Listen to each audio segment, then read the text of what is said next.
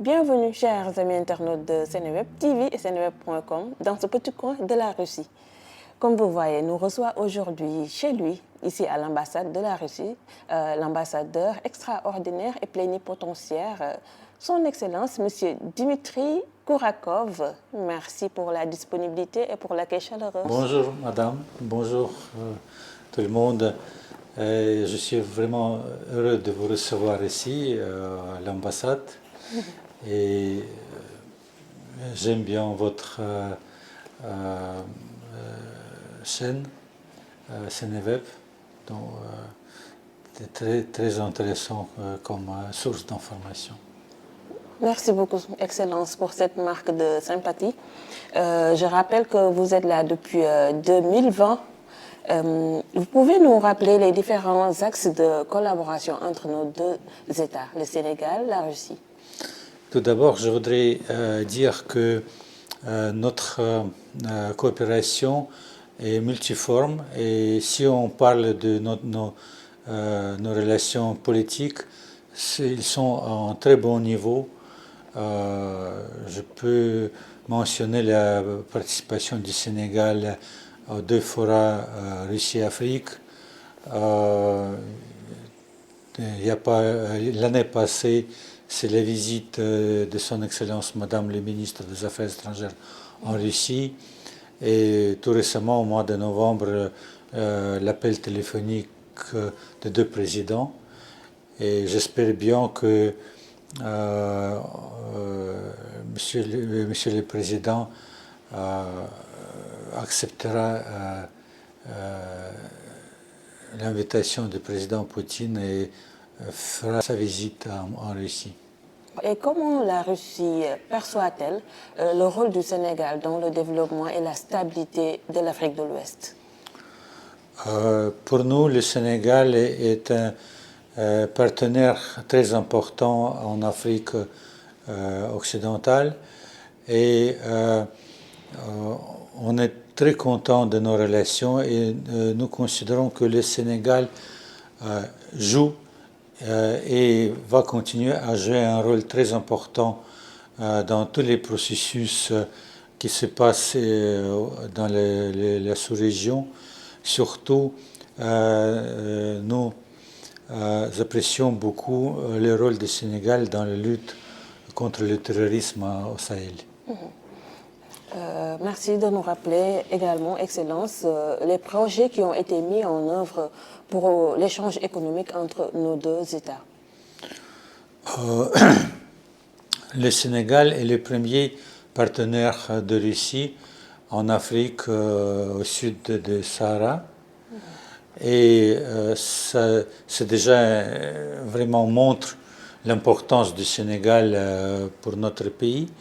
Notre commerce dépasse chaque année 700 milliards de francs CFA. Mais je dois avouer que les exportations sénégalaises sont toujours ne reflètent pas l'importance de ces échanges. Par exemple, l'année passée, on a acheté seulement les produits sénégalais pour la somme de 300 millions, 400 millions francs CFA. Donc vraiment, pour nous, c'est très important d'augmenter les importations du Sénégal, de sorte que notre balance commerciale soit plus ou moins au niveau. Mais en plus, bien sûr, et le plus important dans notre travail, ce sont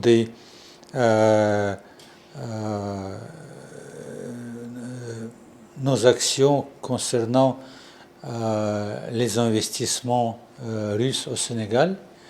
Nous essayons de faire de notre mieux pour que ces investissements s'élargissent. Et dans le contexte du conflit en Ukraine, comment la Russie explique-t-elle sa position au Sénégal, à l'Afrique généralement?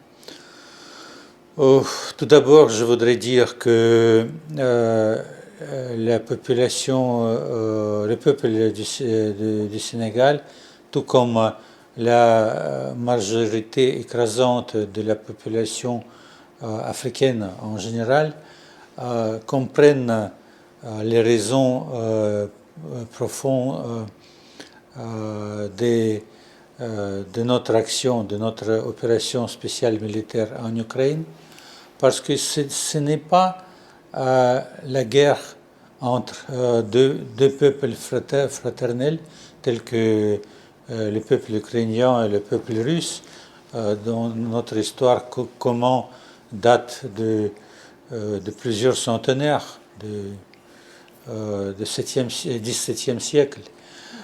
Mais c'est vraiment les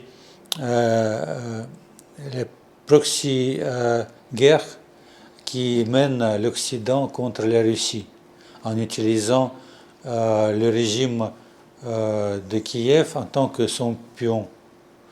Et ça, on essaie à expliquer à nos partenaires et vraiment pour nous c'est très important que les pays africains comprennent cette situation et même étant donné qu'ils se trouvent sous une très grande pression de la part de l'Occident, même pendant les votes à l'ONU, il s'abstient pendant les votes des résolutions anti-russes, dans leur majorité. Parlant toujours de coopération bilatérale entre nos deux pays, le commerce a-t-il connu une évolution notable ces dernières années? Oui, comme je vous ai déjà dit que le Sénégal est le plus grand partenaire de Russie en Afrique subsaharienne et chaque année notre commerce se développe et comme les produits que nous exportons, c'est dans la majorité c'est les produits pétroliers, les engrais, du blé. Donc tous ces produits dont le Sénégal a besoin et surtout ça aide à diminuer les coûts budgétaires et assiste aux améliorations du niveau de la vie des Sénégalais simples et on fera de notre mieux pour encore diminuer ces prix en entamant les contacts directs entre nos exportateurs et les importateurs sénégalais. Parce qu'avant, c'était par les intermédiaires que ce commerce se passait et donc, comme vous le savez, les intermédiaires essaient à gagner pas mal d'argent pour la revente de nos produits qui sont beaucoup moins chers que les prix mondiaux en général. Quel secteur d'activité, selon vous, Excellence, a plus d'opportunités pour la coopération entre nos deux États? Si on parle de commerce, j'ai déjà vous dit que les produits que nous exportons sont de basse nécessité. Donc ça aide les Sénégalais à surmonter les défis, surtout dans l'agriculture et dans la consommation, dans le transport. Mais l'importance, c'est vraiment d'entamer la coopération gagnant-gagnant dans plusieurs secteurs en invitant les entrepreneurs russes à investir au Sénégal. Il y a pas mal de problèmes dans la réalisation de cette tâche, comme par exemple l'extension concernant le secteur financier, le secteur de transport, mais on trouve des moyens et en plus il y a aussi un peu de beaucoup de méconnaissance des opportunités sénégalaises de la part de nos sociétés et c'est le Sénégal qui doit faire de son mieux pour promouvoir la destination du Sénégal pour les investisseurs russes. Venons-en au secteur de l'éducation ou bien de la culture. Comment la Russie soutient-elle les initiatives culturelles ou éducatives?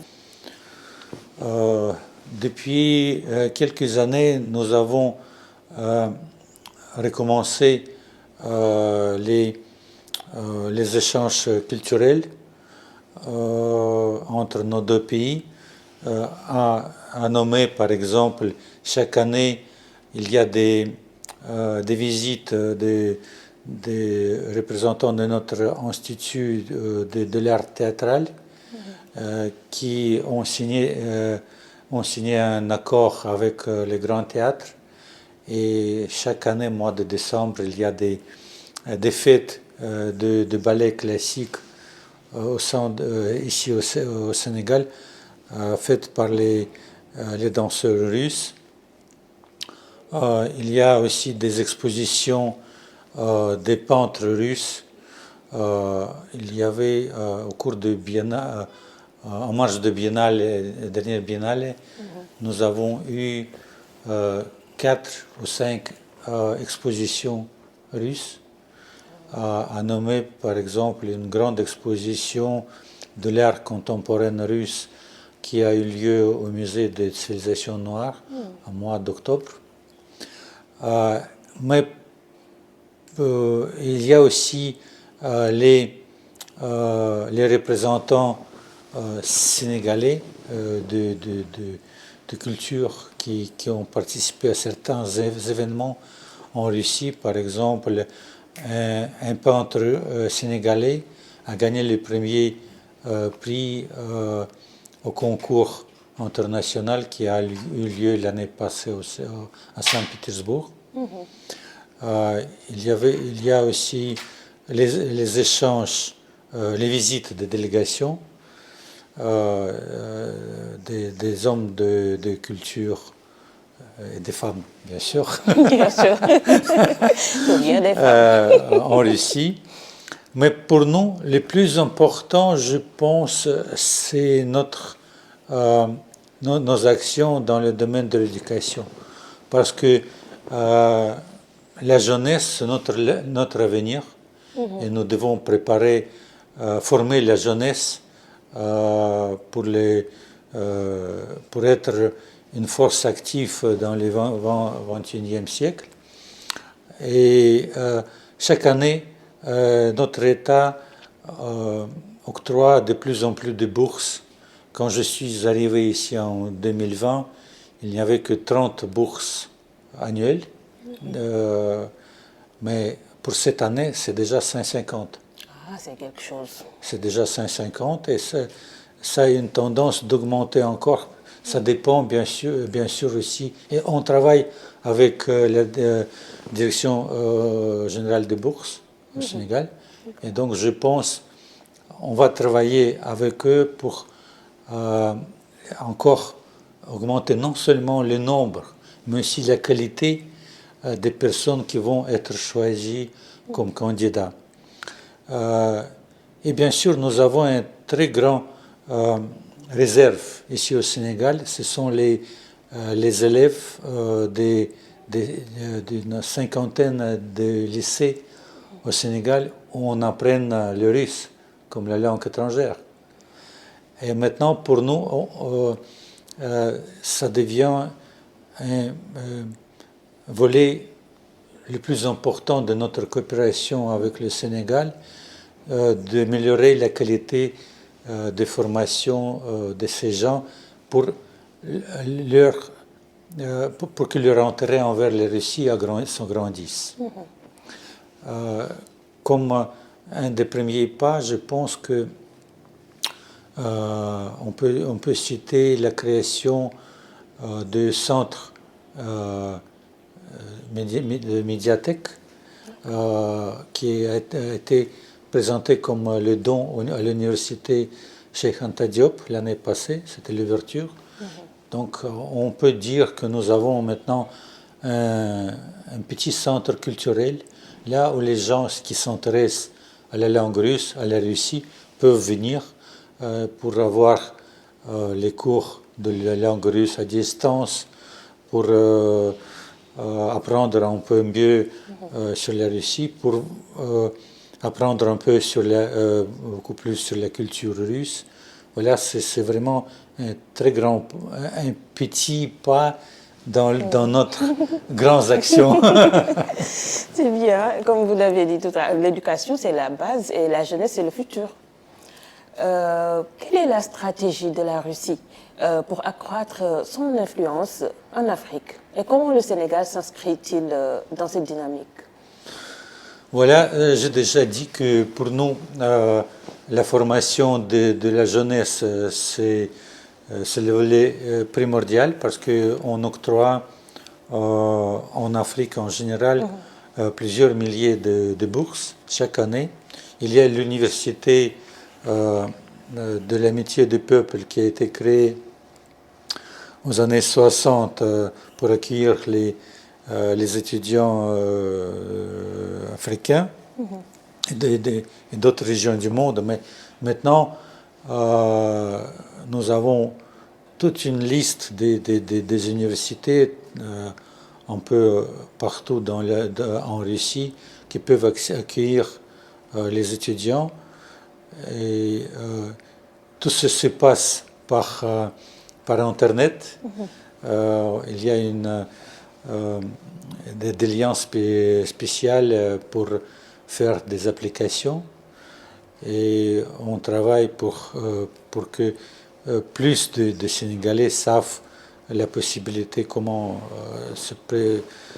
s'inscrire aux études. Mais aussi, bien sûr, c'est le volet économique. Volet économique, nous avons beaucoup perdu de notre présence en Afrique après la dissolution de l'URSS.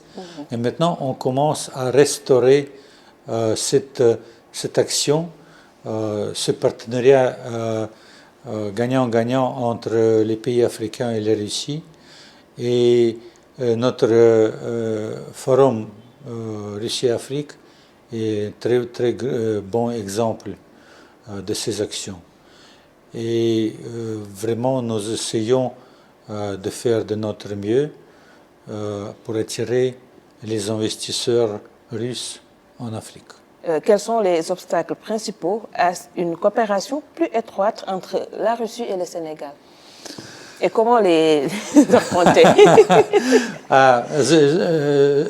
Je peux vous citer quelques problèmes, obstacles, si vous voulez. Tout d'abord, c'est la langue. Même le français maintenant est devenu une langue un peu exotique en Russie. C'est pourquoi ça pose un grand problème. Deuxièmement, c'est la méconnaissance de législation. Parce que la législation en Sénégal et en Russie sont différents. En plus, c'est, comme j'ai déjà mentionné, ce sont les problèmes financiers, surtout à cause des sanctions, parce que il y a le système bancaire sénégalais est très étroitement lié au système français, et donc ça nous pose pas mal de problèmes. J'ai essayé d'être le plus diplomatique possible. Oui. Et que, bien sûr, le même problème, c'est le problème logistique. Mais j'espère bien que très prochainement, on va trouver des moyens à surmonter ce problème en établissant les liens directs maritimes entre la Russie et le Sénégal. Mais l'avantage, je pense que nous sommes à peu près la même mentalité, les mêmes valeurs familiales et de société. Et ça peut nous aider énormément. Parce que dès que les Russes viennent au Sénégal, ils disent on est ici comme chez nous. Chez eux. Oui. Oui, donc ça, c'est très important. On partage déjà quelque chose. Oui. Et vous êtes presque sénégalais. Plus ou moins. Voilà. En tout cas, comme j'ai déjà dit, j'ai une très longue histoire d'amour avec le Sénégal, histoire familiale. D'accord. Vous étiez là avant d'être ambassadeur. Oui, bien sûr. Mon père, il travaillait ici aux années 70-80. Et je suis venu ici lui rendre visite en 1979 et 78 et 79. Et après, j'ai travaillé ici en tant que conseiller économique. C'est pourquoi je connais très bien les avantages et les problèmes. Et je fais de mon mieux pour surmonter ces obstacles. À la lumière des événements internationaux, notamment autour de l'Ukraine, quelles sont les priorités, Excellence, de la Russie de sa politique étrangère envers l'Afrique? Pour nous, notre politique en Afrique est une des priorités de notre politique extérieure. Notre président Poutine, en 2018, il a dit que maintenant, on est obligé à revenir en Afrique. Parce que maintenant, nous avons perdu beaucoup de temps. Et étant donné que la Russie joue vraiment une très grande, je ne dis pas influence, mais plutôt respect de la part de nos partenaires africains, suite à notre politique d'assistance aux pays africains à la période de colonisation, suite à nos efforts, énormes efforts en assistant plusieurs pays africains dans leur développement. Et maintenant est vraiment très important ce que notre président est très respecté en Afrique. J'ai rencontré plusieurs milliers de personnes un peu partout en Afrique parce que j'ai passé plus de 30 ans de ma vie sur notre continent. Et je sais que les Africains vraiment aiment bien le président russe.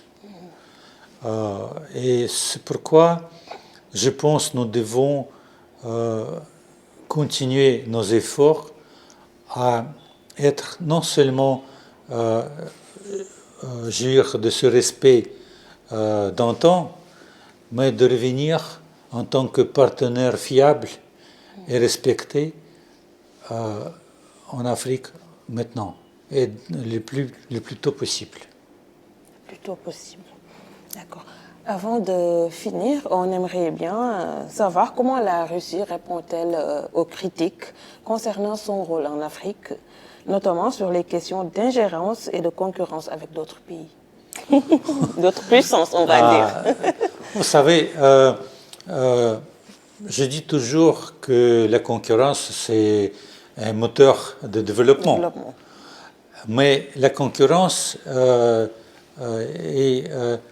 doit être, disons, par exemple, dans le domaine économique, c'est bien, parce que ça donne plus de possibilités, ça diminue les prix,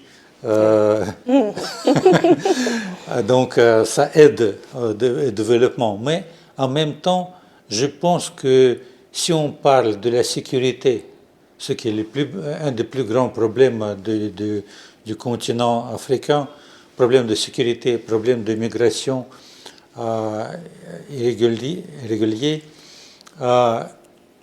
on doit travailler ensemble.